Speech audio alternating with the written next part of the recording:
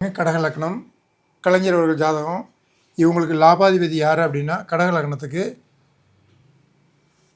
சுக்கிரன். இந்த சுக்கிரன் வந்து இருக்கிறது உபயத்தில். அப்போ யார் என்ன லக்னத்திலாலும் பிறக்கலாம்.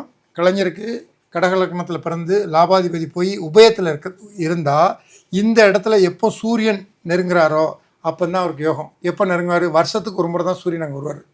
ஏன்னா சூரியன் வந்து ஒவ்வொரு கட்டத்தையும் தாண்டணும். ஒரு கடத்தை கடத்தானுக்கு ஒரு மாதம் ஆகும். இந்த மாதம் என்னவோ அந்த மாதம்லாம் சூரியன் இருப்பார்.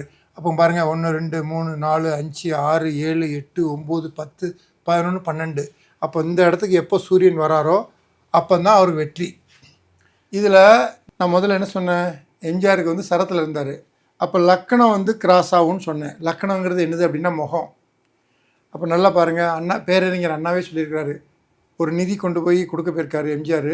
அப்போ அண்ணா சொல்லியிருக்கிறாரு, நிதி வேண்டாம், உன் முகத்தை மட்டும் காட்டு, எனக்கு ஓட்டு விழு அப்படின்ட்டுருக்காரு. அப்போ லக்கணங்கிறது முகம். அப்போ லக்கணம் செயல்பட்டதுனால எம்ஜிஆர் முகத்தை காட்டினாலே எதிரி கூட மனசு மாறிடுவார்.